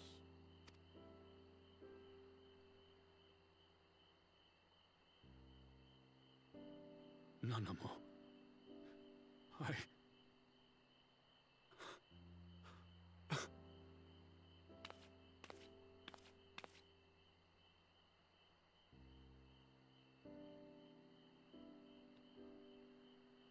Smile for me, Raubon. I would have this parting be a joyous one.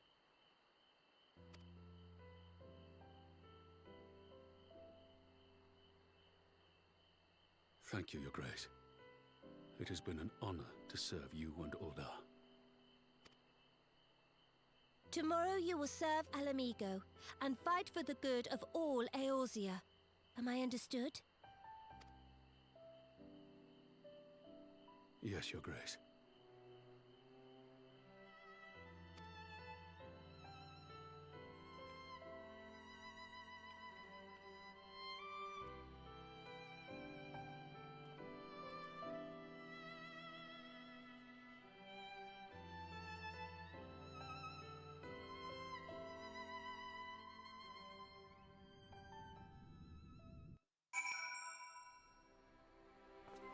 Alright, that is not done, apparently?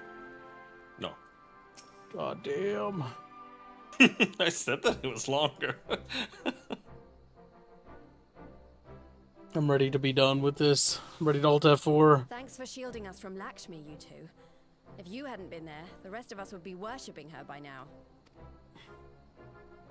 You're kind to include me, Lise, but we both know who did most of the work. I could scarce keep track of the battle, let alone land a telling blow. No shame in admitting it. The Warrior of Light has put far better men than me in the shade.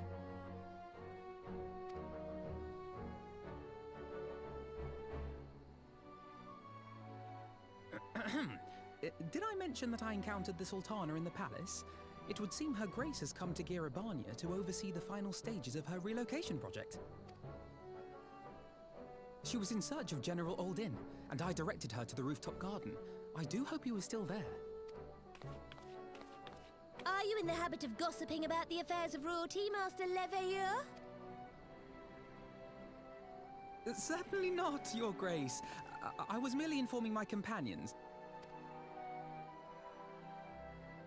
Be at ease, Alphino. 'Twas only a jest.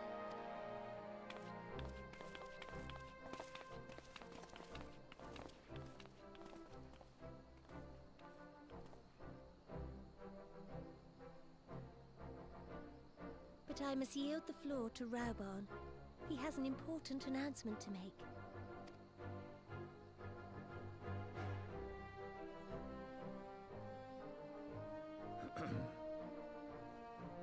As of yesternight, I have been relieved of my post in the Immortal Flames and the Syndicate both.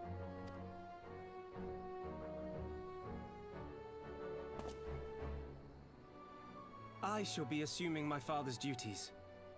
And may I say that Tizona has never felt heavier upon my back.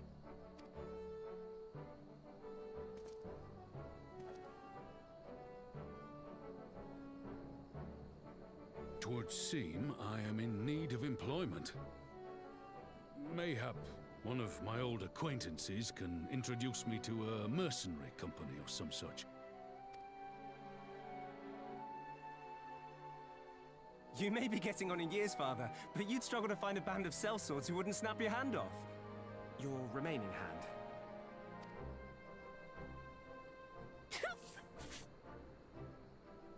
Yes, the Bull of Alamigo need not be put out to pasture just yet.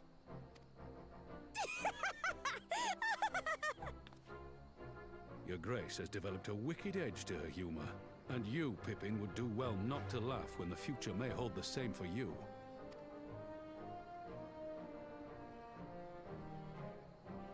So, does this mean you're staying? Aye. That seems to be the way of it. I would be glad to aid you in rebuilding our nation, if you'll have me. If, he says. Welcome home, Rauban.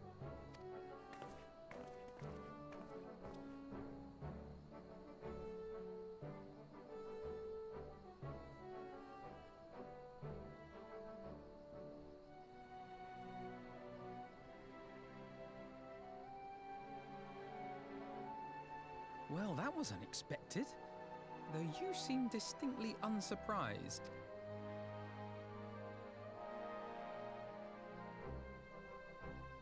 Either you are more astute than I give you credit for, or I'm losing my touch. In any event, one thing is certain. Alamigo will rejoice at the homecoming of her dearest son.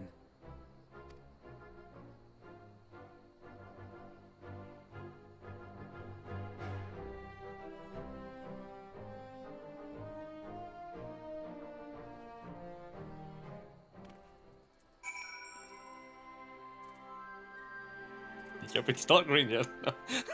Thanks about the time I headed back to Ralga's Reach for what's next to all of you. Alali say will be eager to hear recent events, so I shall join you. You have no objections.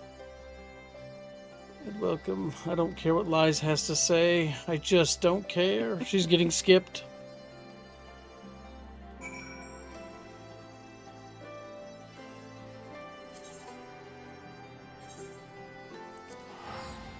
The worst character to focus an expansion around. Holy fuck. Just an insufferable little twat, isn't she, chat?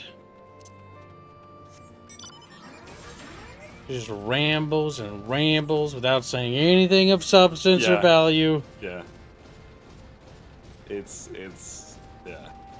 Oh, I can't stand her. She's just talking. She says a lot. But you'll be happy to know that it's over. This is pretty much where she gets phased out, I think. More Good.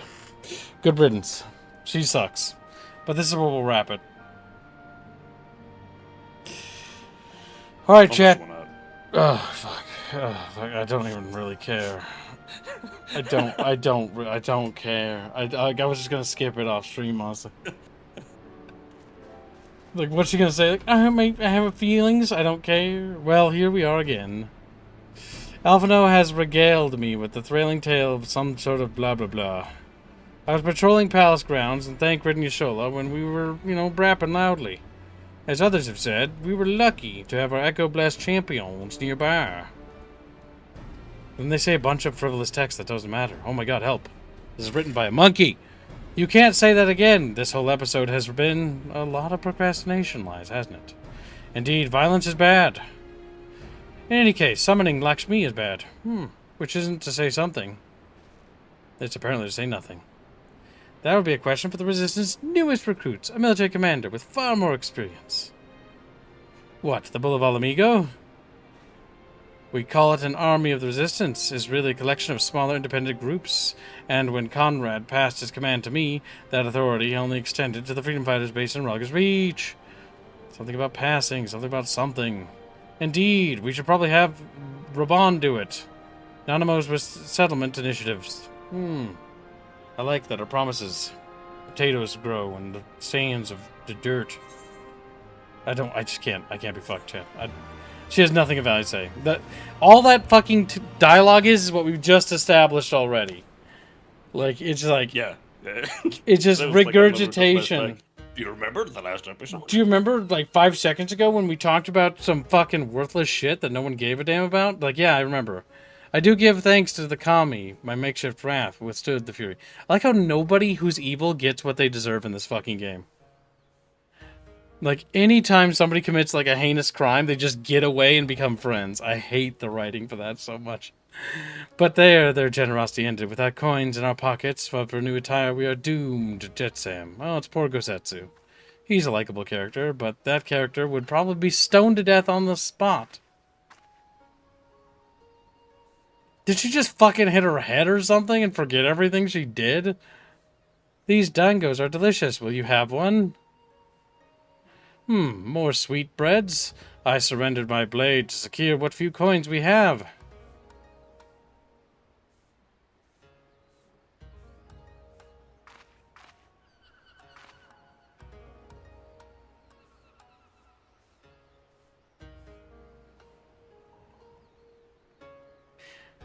If anybody commits mass genocide or murders innocent civilians or children, they just get away, by the way. They just get away with it. Bah, 'tis like talking to a child. Apparently. Why fate saddled me with this burden I shall never know, but I am alive and I must return to my master's side.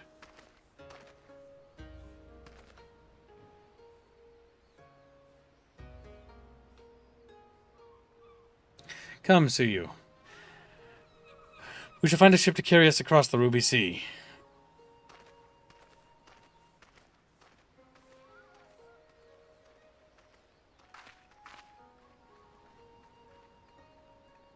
She must have, like, forgotten who she was as a person or something. I was about to say, you should become dumb or something. Yeah, so she's acting. She'll have killed, like, tons of people and then, like, get spared. Meanwhile, in the Imperial Palace. Oh my god. This is the last one. This is the end. Have you read the reports? First stumbled in Amigo, and Lord Zeno's fucking dead. Whoa. Do not believe everything you read, brother. I hear Viceroy was merely wounded in battle, and that he has already returned to the capital. Naturally, the savages beat their chests and boast loudly of taking his head regardless. Nay, Lord Zenos lives? Nobody's ever really gone. Hello, Star Wars. Deplorable that our own officers should be fooled by Erosian misinformation. Small wonder that the provinces have begun rising up in rebellion. We must prepare official and above accurate announcement to quell these pernicious ruins or whatever. Pernicious. They would wage war with empty words. Let them produce the Viceroy's remains, then. We shall soon put the lie to their claims. Oh, they cloned him or some shit. I'm gonna clench my fist because I'm angry.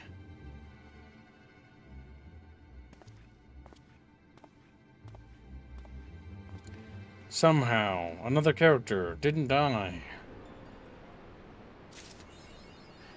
Alright, that's it. We're done. Alright, chat. We'll see you in the next stream. Hopefully, once we get through these, the Stormblood. I see why Stormblood's kind of mid. The more you, like, get into the late game of it, like, Stormblood has some elements that are good, but, like, holy fuck, it's got some real shit writing. Holy fuck. It's impressive. Like, the Fordola, like, being forgiven bullshit is just, like, the most asinine fucking shit I've ever seen in my life. Well, she wasn't. She's not forgiven, She but she should be put to the sword. Like, holy fuck. And the whole, like, we gotta feel bad because now we show flashback thing. I hate that trope. I actually hate that trope. Yeah, the flashback thing. The Echo is the worst worst fucking thing in the game. Because it's the worst thing in the game. The Echo's shit. The Echo just tells you how to feel and how to think, and it's Reddit tier bullshit. The Echo needs to be just sliced out of the game. I'm annoyed they brought it back, and I'm even more annoyed that they use that god-awful music track every time they use it. Bing, bing, bing, bling. Bing, bing, bing, bling. It's just like, oh my fucking god. What the fuck is that fucking soundtrack? Bling, bling, bling, bling. It's not as bad as the Lakshmi boss battle music. That one is, like, tonally deaf. It's not bad music. It's just, like, it's inappropriate music for, like, the combat encounter. Oh, what a potato game. All right. We're going to go play another potato game, chat, in a few seconds. We'll see you over there. Goodbye.